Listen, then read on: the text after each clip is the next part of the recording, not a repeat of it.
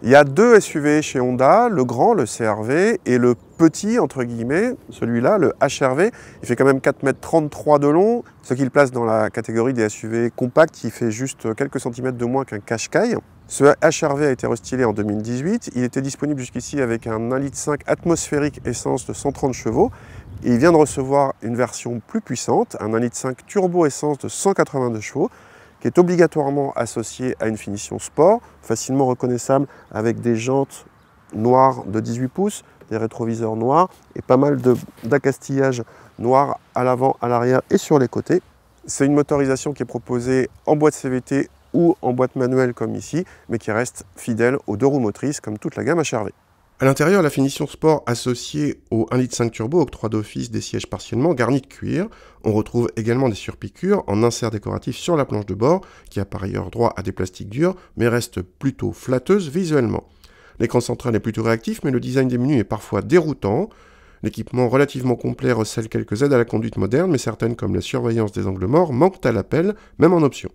L'habitabilité fait partie des points forts de ce HR-V avec des places arrière très accueillantes vu le gabarit de la voiture. L'assise relevable est une astuce appréciable pour certains types de chargement car elle dégage un espace tout en hauteur, ce qui n'empêche pas la banquette de se rabattre plus classiquement.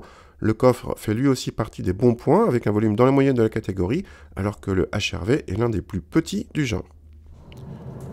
Ce nouveau 1,5 litre turbo, 182 chevaux, 240 Nm, ça change évidemment complètement la donne par rapport à la version atmosphérique de 130 chevaux, avec beaucoup plus de couple disponible beaucoup plus tôt. Le fait est qu'on a vraiment l'impression qu'on en a tout le temps sous le pied.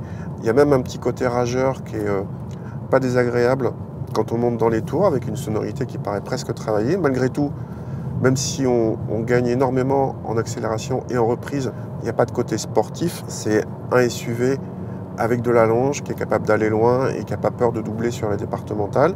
Et en tant que tel, il est très agréable. On va notamment s'attarder sur la boîte, la commande de boîte, qui est vraiment un régal. Le levier est très court, la commande se fait quasiment avec le poignet, c'est comme dans une voiture de sport.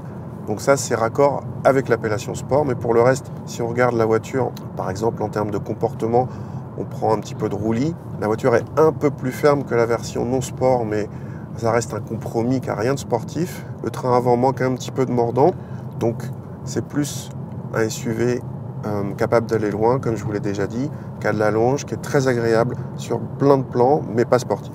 Grâce à un poids contenu, il n'est pas non plus pâteau et n'a pas peur du sinueux, mais surtout il se montre nettement plus sobre qu'un T-Roc TSI 190, pourtant plus petit mais aussi plus lourd. Nos mesures de consommation placent tout simplement notre HR-V Turbo comme le plus sobre du genre et se traduisent d'ailleurs par un malus écologique très raisonnable, inférieur à 400 €. Côté tarif, notre HR-V reste sous la barre des 30 000 € en boîte manuelle, ce qui nous paraît bien placé. En effet, le T-Roc évoqué est non seulement plus cher, mais aussi nettement moins habitable. Et pour avoir aussi généreux en espace intérieur et aussi performant que cette version turbo, ça coûte bien plus cher. Autrement dit, ce HR-V Turbo nous paraît un excellent choix à plusieurs titres.